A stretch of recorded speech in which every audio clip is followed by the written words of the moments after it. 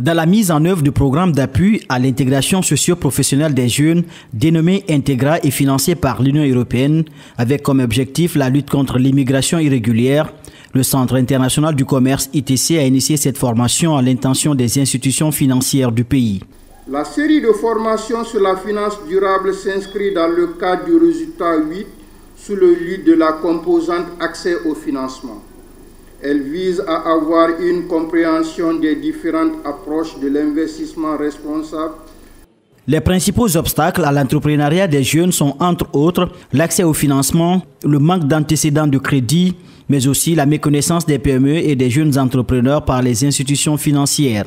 Cette formation permet surtout de renforcer la capacité de ces institutions en vue de développer des produits et services adaptés aux besoins de financement des jeunes entrepreneurs. La Banque centrale de la République de Guinée compte s'engager sur la voie d'une inclusion financière durable à travers sa participation au groupe de travail sur la finance inclusive verte de l'Alliance pour l'inclusion financière, AFI.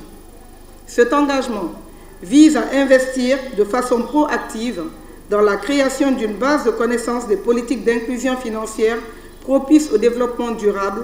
Au nombre d'une trentaine, les participants à cet atelier vont échanger avec la facilitatrice sur les valeurs qui entourent la finance durable, conformément aux objectifs de développement durable des Nations Unies. Pour envisager différemment la finance, il est important de cartographier, de donner finalement une note à chacun des risques au niveau de l'environnement, au niveau du social et au niveau de la gouvernance. Cette formation aujourd'hui qui est délivrée par l'Institut Integra, aujourd'hui permettra en tout cas aux cadres de banque d'avoir ce recul-là et prendre de la hauteur lorsque les financements sont réalisés de sorte à ce qu'on puisse embarquer les 17 objectifs du développement durable. A précisé que l'intervention du Centre du commerce international dans le programme Global Integra cible approximativement 25 000 jeunes bénéficiaires directs sur toute l'étendue du territoire national.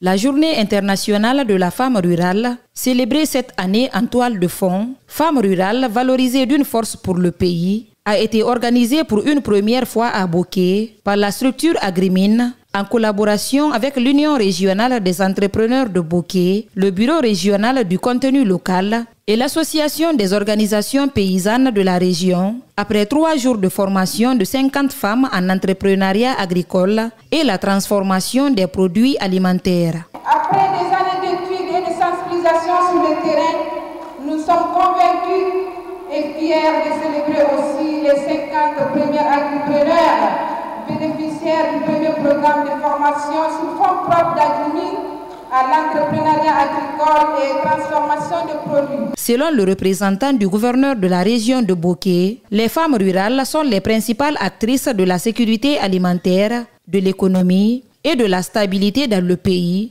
mais aussi celles qui subissent la pauvreté. C'est pourquoi, dans son discours, il exhorte à l'accompagnement de cette couche. Il est important d'assister ces femmes qui, malgré la dégradation de leur environnement, la crise économique, assurent la survie de l'économie non extractive dans la région.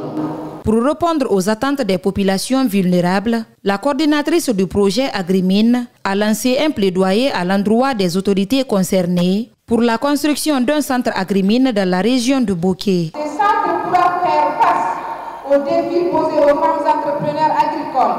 Nous sommes convaincus qu'avec un soutien du gouvernement et un partenariat avec des sociétés minières, ce centre sera en mesure de favoriser la création